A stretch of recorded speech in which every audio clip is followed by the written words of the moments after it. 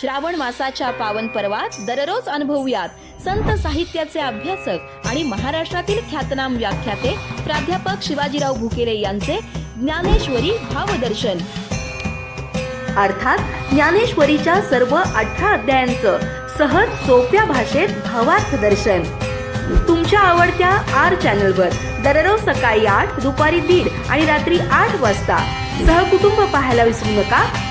ज्ञानेश्वरी भावदर्शन याचे प्रायोजक आहेत महेंद्र ज्वेलर्स, राजारामपुरी, कोल्हापूर. पुंडलिक वरदा हरिविठ्ठल श्री ज्ञानदेव तुकाराम.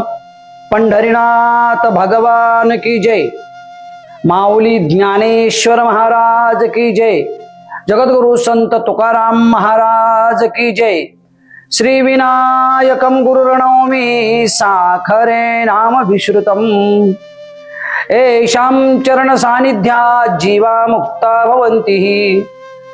साखरे वंश विख्यातं ज्ञानदान परायणम्.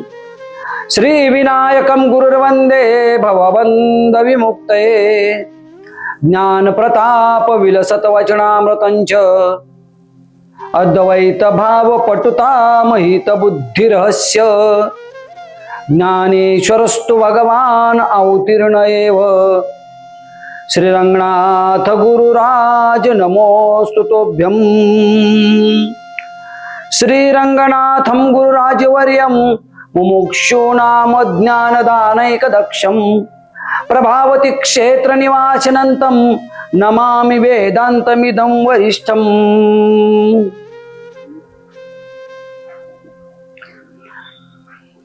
मन्मना भव मद्भक्तो मध्याजी मां नमस्कुरु. मामेव वैशेषि युक्तात्मा महात्मा न मत्परायणः. श्रोत्यो, काल आपण परमार्थाच्या क्षेत्रात मुक्तीचा दरवाजा उघडा करणाऱ्या भक्ती योगाचा 12व्या अध्यायाच्या निमित्तानं परिचय पाहिला. एखादा भक्त अंतःकरणाच्या कळवळ्यापासून जेव्हा भगवंताला साथ घालण्याचं काम करतो तेव्हा भगवंत स्वतः म्हणतो, नाहम नसामी वैकुंठे. मी वैकुंठात नाही, मी कैलासात नाही, तर मी आहे कुठे? जिथे माझे भक्त मला आळविण्याचं, अत्यंत अंतःकरणापासून मला हाक देण्याचं काम करतात ना, तिथे मी आहे. सर्व मार्गांच्या मध्ये भक्ती मार्ग किंवा भक्ती योग हा एक सर्वश्रेष्ठ, सर्वमान्य आणि सर्वजन सुलभ मार्ग म्हणून ज्ञानोबा माऊलीनं 9व्या अध्यायात, 12व्या अध्यायात पुढं काही प्रासंगिक ओव्यांच्या मधून भक्ती योगाचं वर्णन करण्याचं काम केलं. मुळातच जीव आणि शिव, जीव आणि परमात्मा दोन्ही ऐक्य आसनावर आणण्याचं काम ज्या योगाच्या द्वारा केला जातं तो योग म्हणजे भक्ती योग. ज्याच्यासाठी साधन विरहित साधकाला सायुज्याची जी पायरी आहे ती पायरी चढता येते. महारी पाठात माऊलीनं म्हटले, देवाची द्वारी उभा क्षण भरी, तेने मुक्ती चारी साधी येल्या. हरिमुखे म्हणा, हरिमुखे म्हणा, पुण्याची गणना कोण करी. आसोनी संसारी जिव्हे वेगू करी. वेद शास्त्र उभारी बाह्य सदा. ज्ञानदेव म्हणे, व्यासांची या खुना द्वारकेचे राणा पांडवा घरी. हा द्वारकेचा राणा या युद्धभूमीवर अर्जुनासाठी आणि पांडवांच्या घरामध्ये जे काही नित्य नैमित्तिक कार्य आहे हे करण्यासाठी गेला. का? तर पहाते पांडव अखंड वनवासी, परी त्या देवासी आळविती. पांडव अखंड वनवासात असताना सुद्धा त्याचं स्मरण करण्याचं काम करत होते. आणि त्यामुळं संसारिकांचा योग कुठला? संसारिकांना हठयोग जमणार नाही. संसारिकांना योगाच्या इतर प्रक्रिया जमणार नाहीत. या संसाराचा त्याग करून आश्रमवासी जीवन जगणं शक्य होणार नाही. म्हणून माऊलीनं संसारिकाने जिभेनं योग करायचा, जिभेनं. आणि कोणता करायचा? हरिमुखे म्हणा. या हरीचं नाव अत्यंत नम्रता, श्रद्धापूर्वक, तन्मयतेनं घेतलं की आपण ज्ञानाचा अधिकारी होतो. ज्ञानाचा अधिकारी झाल्यानंतर काय अवस्था प्राप्त होते याचं वर्णन माऊलीनं पुढं 13वा अध्याय नंतर 14वा अध्याय या अध्यायाच्या निमित्ताने केलेला आहे. या अध्यायाच्या प्रारंभीच माऊली म्हणतात, आत्मरूप गणेशू केलिया स्मरण होय सकळ विद्यांचे अधिकरण तेचे वंदू श्रीचरण श्री गुरूंचे. आणि भगवान श्रीकृष्ण या निमित्ताने म्हणतात की हे अर्जुना, इदं शरीरम कौंतेय क्षेत्रमेत्रे भिदीयते किंवा तरी पार्थापर्यसी देह क्षेत्र म्हणीयसी जे हे जाणे बोलीजे ते क्षेत्रज्ञ योथे. क्षेत्रज्ञ योग म्हणजे ज्ञानेश्वरीचा 13वा अध्याय, श्रीमद भगवद्गीतेचा 13वा अध्याय. क्षेत्रज्ञाला जाणून घेणाऱ्या ज्ञानी पूर्ण पुरुष भक्तांची, महात्म्यांची याच अध्यायात माऊलीनं पुढं काही लक्षणं वर्णन करण्याचं कामही केलेलं आहे. ही जे श्लोक मी आता आपल्याला सांगितले, या श्लोकाच्या मध्ये भगवंताने 2 महत्वाच्या शब्दांचा प्रयोग केला. एक म्हणजे क्षेत्र आणि दुसरा म्हणजे क्षेत्रज्ञ. आता क्षेत्र आणि क्षेत्रज्ञ हे ज्ञानाशी की जीवनाशी संबंधित आहेत. तर हे जीवनातून जो ज्ञानाचा पैलतीर गाठला जातो त्याच्याशी संबंधित आहे. सर्वप्रथमतः आपण क्षेत्र याचा विचार करू. क्षेत्र आपण लांबी रुंदीची जागा वगैरे असं म्हणतो ना, ते सर्वसामान्य क्षेत्राचा अर्थ हा. माऊलीनं आणि भगवंतानं या ठिकाणी क्षेत्र या शब्दाचा प्रयोग शरीर या अर्थाने केलेला आहे. क्षेत्र म्हणजे हे मानवी शरीर. आता हे जे मानवी शरीर आहे, हे मानवी शरीर ज्या क्षेत्रामध्ये इथं पुढं सर्व जवळजवळ 260 पर्यंत अशा ओव्या आल्यात की हे क्षेत्र कोणाचं आहे, इथं नेमकं काय पिकलं जातं की हे बरड आहे. बरड म्हणजे नापीक आहे. जे पिकतं त्याच्यामध्ये जीवन पोषण उपयुक्त किती आहे जीवनाला आणि अनुपयुक्त किती आहे असा अतिशय सूक्ष्म असा विवेचन जे आहे ते ज्ञानोबा माऊलीनं हे जे क्षेत्राचं वर्णन आहे या क्षेत्राच्या वर्णनाच्या निमित्ताने केलेलं आहे. आता क्षेत्र मध्ये आपल्याला 4 प्रकार करायचे आहेत. पहिलं स्थूल देह, दुसरा सूक्ष्म देह, तिसरा कारण देह आणि चौथा महाकारण देह. स्थूल म्हणजे तुम्ही, मी, तुमच्या, माझ्या डोळ्याला जे दिसतो की हे आऊट आहात मोठके, हे शरीर नेमकं केवढं आहे तसा विचार केला तर प्रत्येकाच्या मापाने 3.5 हाताचं. बरड की निके, हे उत्पन्न करणार की तसंच राहणार वगैरे वगैरे या शरीराच्या भोवतीनं अशा अनेक प्रश्न जे आहेत हे प्रश्न निर्माण होतात.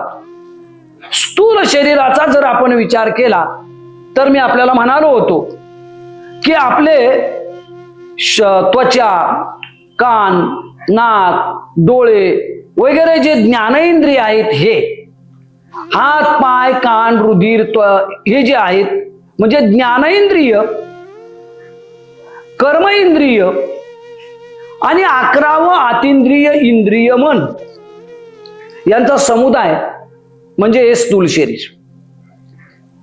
या स्थूलाच्या भोवतीनं जो पसारा आहे तो एक वेळा हे नापीक राहिलं तरी चालेल, परंतु हे जेव्हा पिकायला लागतं त्यावेळी मात्र विषयाचा आणि विकाराचा पसारा याच्या भोवती न होतो, जेव्हा हे स्थूल शरीर कधी भक्तीच्या, कधी ज्ञानाच्या, कधी योगाच्या, तर कधी एखाद्या महात्म्याच्या कृपेनं सूक्ष्माकडे मार्गक्रमण करायला लागतं, तेव्हा याच्यामध्ये अनेक बाधा येतात.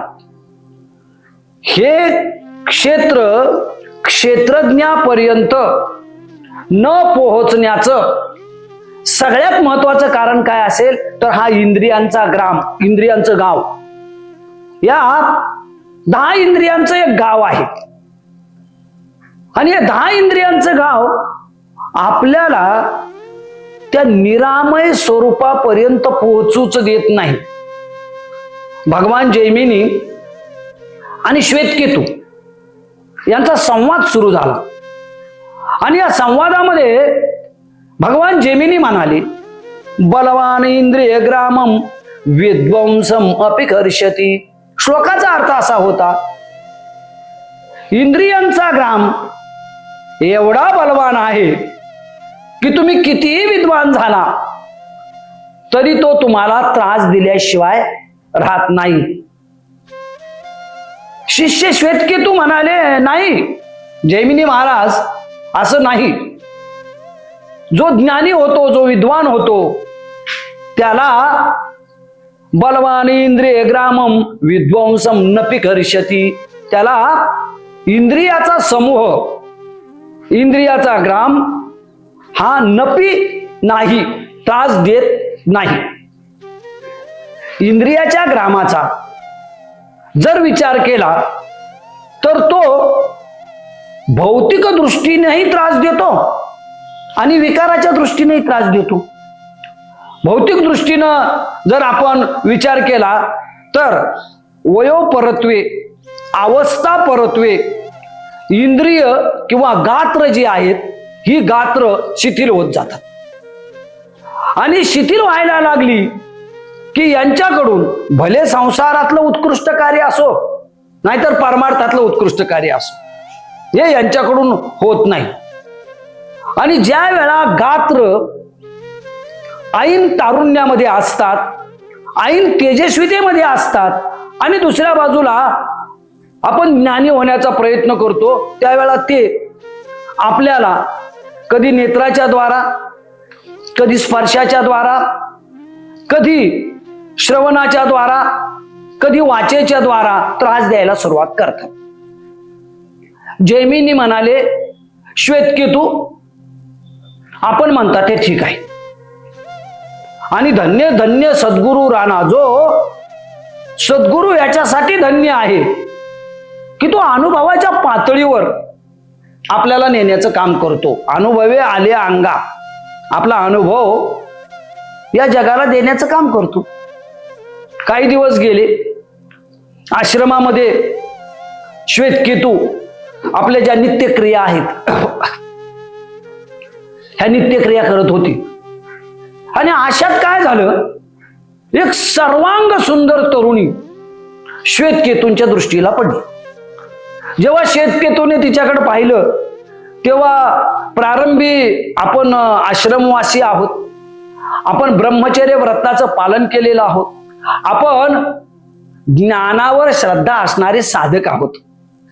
या गोष्टीची श्वेतकेतूनं मनाला समजूत घातली, परंतु एवढी समजूत घातलेली असताना सुद्धा इंद्रा पडले भग, चंद्र झाला काळा, नारद चुकला चाळा भजनाचा.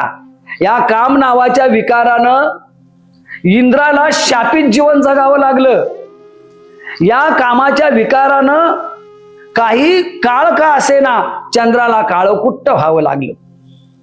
या कामाच्या विकारानं नारदाला आपलं भजन सोडून अनेक पुत्रांना जन्म द्यावा लागला. एवढा हा काम येश, क्रोध येश, रजोगुण समुद्भव. मी आपल्याला म्हणालो होतो ना, साऱ्या अवस्था ज्या आहेत या अवस्थेच्या पलीकडं हा काम नावाचा विकार माणसाला अस्वस्थ करण्याचं काम करतो. तो साधक असला काय, तो मुनी असला काय, तो योगी असला काय, तरीही त्याला हा विकार सोडत नाही. मुळातच इंद्रिय जे आहेत ना, आपण इंद्रिय परायण झालो की परमार्थापासून 4 पावलं पाठीमागं आलो, एवढी गोष्ट लक्षात ठेवावी. आणि इंद्रिय परायण जर व्हायचं असेल तर नाहीतरी सुखे करावा संसार, सुखानं संसार करावा. जमेल तेव्हा हरीचं नाव घ्यावं, जमलं तर या शरीराभोवतीच्या गोष्टींना जाणून घ्यावं, नाहीतर सामान्यपणे ज्या ज्या अवस्थेत जशी जशी भक्ती करता येईल तशी करावी. कारण काय आहे श्रोत्यांनो, हे क्षेत्रज्ञ, हा ज्ञानयोग, पुढचा हठयोग वगैरे वगैरे ज्या गोष्टी आहेत ना, आध्यात्मिक दृष्टीनं श्रेष्ठ आहे. आध्यात्मिक दृष्टीनं ह्या खूप चांगल्या आहेत. परंतु फळ झाडावर परिपक्व व्हावं लागतं. परिपक्व होऊन आपल्या क्रमानं ते खाली पडावं लागतं. परिपक्व न होता पाडलं, त्याला बुक्क्या मारून पिकवण्याचं काम केलं किंवा अन्यायाने केलं तर एक गोष्ट खरी आहे, नैसर्गिक नियमानं पिकलेलं फळ आपल्याला जेवढा स्वाद देतं, चव देतं, तेवढं कृत्रिम पद्धतीनं पिकवलेलं देत नाही. ज्ञानाचं असं आहे, ज्ञान हे नैसर्गिक क्रमानं या सर्व अवस्था पार करून आपल्याला मिळावं लागतं. आणि त्यामुळं श्वेतकेतूंनी विचार केला पहिल्यांदा की हे असं आपण आहोत, ब्रह्मचर्य आहोत, आश्रमात आहोत वगैरे. हळूहळू चोर पावलाने हा जो विकार आहे हा श्वेतकेतूच्या मनामध्ये शिरला. श्वेतकेतू म्हणाले, आता कोण आहे इथं? जैमिनी महाराज आपल्या स्नान संध्येला निघून गेलेले आहेत. सर्व स्नान संध्या करून त्यांना यायला कमीत कमी 1-1.5 तास लागेल. आणि आश्रमामध्ये माझ्याशिवाय कुणी नाही. आणि ही जी तरुणी आहे हिच्याशी बोलायला तरी काय हरकत आहे? एवढं सौंदर्याचं अथांग भांडार आपल्या समोर उभा आहे, 2 शब्द बोलायला काय हरकत आहे? 2 शब्द परिचयाचे बोलून झाले. परिचयाचे बोलून झाल्यानंतर तरुणीने पुढची आपली जी सारी अवस्था आहे हे सांगण्याचं काम केलं. आणि हळूहळू ती म्हणाली, श्वेतकेतू, केलं ना 12 वर्षात तुम्ही आता अध्ययन केलं, शास्त्र अभ्यास केला वगैरे सगळं केलं. श्वेतकेतू, एकटा येऊन एकटा या जगातून निघून जाणं हा अपराध आहे. हा अपराध करू नका तुम्ही. त्याच्यापेक्षा स्वर्गीय सौंदर्याची आभा घेऊन मी तुमच्या समोर आलेले आहे. तुम्ही फक्त माझ्याशी या आश्रमात आणि वृक्षवेलींच्या सानिध्यात त्यांच्या साक्षीनं माझ्याशी विवाहबद्ध व्हायचं आहे. श्वेतकेतू म्हणाले, शक्य नाही. मी जैमिनीचा शिष्य. जैमिनीनं ब्रह्मचर्य व्रतांचं पालन करून जीवनामधलं जे ब्रह्मज्ञान आहे या ब्रह्मज्ञानाला प्राप्त करून घेण्यासाठी मला या आश्रमामध्ये ठेवलेला आहे. परंतु तिनं अनेक प्रकारे आपल्या सौंदर्यांच्या उपकरणांचा म्हणा, नेत्रबाणांचा, शब्दबाणांचा प्रयोग करून शेवटी श्वेतकेतूला तयार केलं. फक्त एक गोष्ट आहे म्हटली, आपण मला खांद्यावर घ्यायचं आणि हे जो तुमचा आश्रम आहे या आश्रमाच्या भोवतीनं 5 फेऱ्या मारायचे. श्वेतकेतूनं विचार केला, अजून आपले गुरुजी यायला वेळ आहे, 5 फेऱ्या मारायला काय हरकत नाही. पहिली फेरी मारली, फुलासारखी नाजूक आणि हलकी असणारी तरुणी थोडी जड वाटायला लागली. दुसरी फेरी मारली, आणखीन जड झाली. 3-4 फेऱ्या झाल्या, श्वेतकेतूला पुढे जावे ना म्हणून 5व्या फेरीला वर बघतात तर पांढरी शुभ्र दाढी, पांढरे शुभ्र केस, पांढरं शुभ्र धोतर आणि उघडे बंब जैमिनीवर बसलेले. आणि मग श्वेतकेतू गर्भगळीत झाले. जैमिनीकडे बघितलं. गुरुजी म्हणाले, श्वेतकेतू, काही महिन्यापूर्वी आपल्या दोघांमध्ये विवाद झाला होता. मी म्हणालो होतो, बलवान इंद्रिय ग्रामम विध्वंसम अपि करिष्यति, आणि तू म्हणाला होतास, बलवान इंद्रिय ग्रामम विध्वंसम अपि करिष्यति. मला आता सांग, इंद्रिय किती बलवान आहेत ते विद्वानाला त्रास देतात की नाही. श्वेतकेतूनं जैमिनीला खांद्यावरून खाली घेतलं, जैमिनीच्या पायावर लोटांगण घेतलं आणि सांगितलं, गुरुजी आपण म्हणतात तेच खरं. माणूस विद्वान झाला, माणूस ज्ञानी झाला, माणूस शास्त्री झाला, आणि तरी सुद्धा पारमार्थिक साधना जर अपूर्ण राहिली तर इंद्रियाचा ग्राम त्याला त्रास दिल्याशिवाय राहत नाही. कारण इंद्रियाचा ग्राम हा स्थूल देहाशी संबंधित असतो आणि त्यामुळं या स्थूल देहाच्या द्वारा निर्माण होणारे विकार इंद्रियाचा ग्राम मनापर्यंत पोहोचवितो. यानंतर एक देह आहे जो आहे पण दिसत नाही.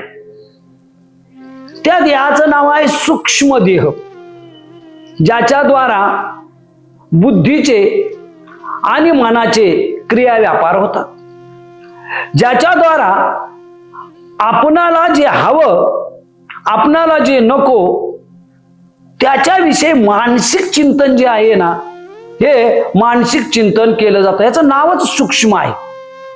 आणि हा सूक्ष्म असल्यामुळं मनाच्या आणि मेंदूच्या ह्या ज्या संवेदना आहेत, या संवेदना या सूक्ष्मच्या द्वारा प्रकट होतात. हा सूक्ष्म देह जरी आपल्याला समोरून दिसत नसला तरी त्याचं जे कार्य आहे, हे कार्य अगदी सुषुप्ती म्हणजे गाढ झोपेची जी अवस्था आहे ना, ही अवस्था येईपर्यंत त्याचं कार्य सुरूच असतं. सूक्ष्म देहाच्या कार्यप्रणालीला परमार्थ किंवा ज्ञान मार्गाकडे नेण्याचं काम कारण देह करतो. या क्षेत्राचा तिसरा प्रकार म्हणजे कारण देह आणि अंततः महाकारण देह. महाकारण देह हा या क्षेत्रातला असा अंतिम टप्पा जो आम्हाला क्षेत्रज्ञाकडे घेऊन जातो. क्षेत्रज्ञ म्हणजे जाणता. आत्मतत्वाच्या संबंधी, जाणत्याच्या संबंधी इथे क्षेत्रज्ञ या शब्दाचा जाणीवपूर्वक माऊलीनं प्रयोग केलेला आहे. भगवान श्रीकृष्णाने हा प्रयोग जो आहे हा केलेला आहे. या क्षेत्रज्ञाला जाणून घेण्यासाठी जो महात्मा, जो साधक प्रयत्न करतो त्याचं सुंदर वर्णन यानंतरच्या ज्या ओव्या आहेत ना 13व्या अध्यायातल्या, या 13व्या अध्यायातल्या सर्व ओव्यात याचं सुंदर वर्णन आलेलं आहे. कसं आहे वर्णन? अमानित्व, मदंभित्व, महिंसा, शांतिरार्जवम. या 13व्या अध्यायामध्ये पुढे येणारे 7-8 श्लोक जे आहेत, या श्लोकामध्ये त्या महात्म्याचं वर्णन केलेलं आहे की जो तै वाट कृपेची करीतू, तै दिशाची स्नेहे भरितू, जीवांतळी अंथरितू जीव आपुला. आता इथं अहिंसा, अमानित्व, अदांभिकत्व आणि क्षेत्रज्ञाच्या बाबतीतले इतर जे सर्वश्रेष्ठ गुण आहेत ना, या सर्वश्रेष्ठ गुणाचं वर्णन केलेलं आहे. या ओवीचा जर आपण विचार केला तर सामान्य अर्थ आहे ओवीचा. हो, तै वाट कृपेची करीतू, क्षेत्रज्ञाला जाणून घेणारा, थोडक्यात या संसाराच्या पैलतीलावर पोहोचलेला जो महात्मा आहे तो माऊली म्हणते ती कृपेची वाट करतो. म्हणजे ज्या दिशेला पाहतो त्या दिशेवर असणारी माणसं, त्या दिशेवर असणारी जीवसृष्टी, स्नेह, प्रेम, आनंद, आध्यात्मिक सुख यांनी भारावून जाते. एवढी मोठी त्याची कृपा असते. याला कारण काय आहे? याला कारण अमानित्व आहे. हे जे अमानित्व आहे, हे अमानित्व त्याने केले ही मात बोलू नये. तो या अमानित्वात जेव्हा रम्मान होतो तेव्हा तो काहीही करत नाही. सर्व पदार्थाचा साक्षी भावनेनं विचार करण्याचं काम त्याच्याकडून केलं जातं. याला कारण या श्लोकात पुढे सांगितलं अदांभिकत्व. ज्ञानी पुरुषाचं, क्षेत्रज्ञाला जाणून घेणाऱ्या महापुरुषाचं पहिलं लक्षण जर काय असेल तर अदांभिकत्व. त्याच्या मनामध्ये दांभिकपणाचे भाव असत आहेत. दंभे करू भक्ती, सोंग दाऊ जना, अंतरी भावना वेगळीची. महाराजांनी म्हटलंय भक्तीमध्ये किंवा ज्ञानामध्ये जर दांभिकता आली ना, तर ही दांभिकता भक्तीचं आणि ज्ञानाचं जे सामर्थ्य आहे या सामर्थ्याला नष्ट करण्याचं काम करते. आणि त्यामुळं नाथांनी वारुळात वर्णन केलंय, दंभ हा सासुरवास करणारा सासरा आहे. याच्यापासून साधकाला आणि ज्ञानाची वाटचाल करणारा जो महापुरुष आहे, या महापुरुषाला सावधान राहावं लागेल. दांभिकता जेव्हा येते तेव्हा ज्ञानावर संशयाची आभ्र यायला लागतात. दांभिकता जेव्हा येते तेव्हा ज्ञानावर हे जे काळे कुट्ट मेघ येतात, हे काळे कुट्ट मेघ अंतरी जो चिद्विलासवाद आहे त्या चिद्विलासवादाला नष्ट करण्याचं काम करतात. माऊली चिद्विलासवादी आहेत. माऊलीनं अनेक अध्यायामध्ये आपला हा जो चिद्विलासवाद आहे या चिद्विलासवादाचं वर्णन करण्याचं काम केलेलं आहे. श्रोते हो, चित्त म्हणजे चित्त, विलास चित्ताचा आनंदमय विलास माऊलीनं आपल्या प्रत्येक शब्दामध्ये प्रकट करण्याचं काम केलेलं आहे. आणि अदांभिकत्वानं ज्ञानेश्वरीमध्ये दांभिकतेचा लवलेश सुद्धा नाही. ज्ञानेश्वरीमध्ये दांभिकतेचे एक पहिली दुसरी काय जी पायरी असेल नाही, नाव नाही. माऊली नम्रतेचे महामेरू आहे. आणि अशा नम्रतेच्या महामेरूनं ज्ञानी महात्म्याच्या ठिकाणी अदांभिकत्व असावं. जेव्हा अमानित्व येतं तेव्हा अदांभिकत्व आपोआपच येतं. अहिंसा शांतिरार्जवम. हिंदू धर्मापासून जैन धर्म एक वेगळी शाखा म्हणून जेव्हा अस्तित्वात आला आणि वर्धमान महावीरांनी अहिंसे रूप कीजेल याप्रमाणे अहिंसेच्या द्वारा या विश्वाला जिंकण्याची प्रेरणा जेव्हा आपल्या धर्म प्रतिपादनाच्या निमित्तानं दिली, त्या अहिंसेचं ज्ञानोबा माऊलीनं या ठिकाणी आणि भगवान श्रीकृष्णाने जेव्हा अर्जुनाला या क्षेत्रज्ञाचं वर्णन करण्याच्या निमित्तानं सांगितलं, जो अमानित्वानं युक्त आहे, जो अदांभिकत्वानं संपन्न आहे, म्हणजे दांभिकता ज्याच्यामध्ये येत नाही. अहिंसा शांतिरार्जवम.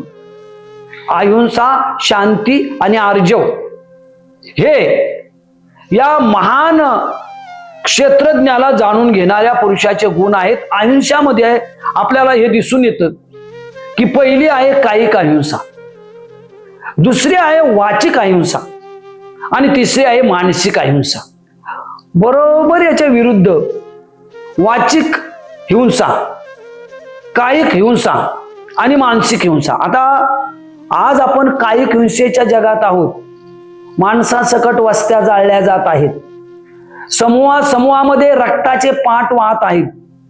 मानवी शरीर हे आज एवढं क्षुद्र मानल्या जात आहे की या शरीराचं मूल्य फक्त रक्ताच्या थारोळ्यात शोधल्या जात आहे. मानवावर जीव घेणे हिंसात्मक जे हल्ले आहेत ते कधी बाहेरच्यांच्याकडून तर कधी आतल्यांच्याकडून होत आहे. श्रोत्यांनो, ज्ञानेश्वराने प्रतिपादित केलेले आयुष्याची असो, नाहीतर वर्धमान महावीराने प्रतिपादित केलेल्या आयुष्याची असो, नंतर बुद्धाने वर्णन केलेल्या शांतीची असो, या जगाला का गरज आहे? या जगाला याच्यासाठी गरज आहे की आज हिंसेचं साम्राज्य जिकडे तिकडे पसरलेलं आहे आणि हिंसेच्या साम्राज्यातले जीव जीवत्वाच्या अधिकारापासून पारखे होतात. आता शरीरच राहत नाही हिंसा केल्यामुळं, तर जीवत्वाचा अधिकार कुठं राहील? श्रोत्यांनो, याचा विचार करा. आणि त्यामुळं ही जी कायिक हिंसा आहे, शरीराला जखमी करणं, शरीराला मारणं, हिला आपण कायिक हिंसा म्हणतो. मी म्हणतो आपण मनुष्य आहोत. आपल्याला काय त्या योगी मुनी जे श्रावक लोक आहेत यांच्याप्रमाणे ही जी कायिक अहिंसा आहे हे करायला जमणार नाही. निदान माणसाने माणसाला मारून रक्ताच्या थारोळ्यात टाकू नये एवढं तरी करूया.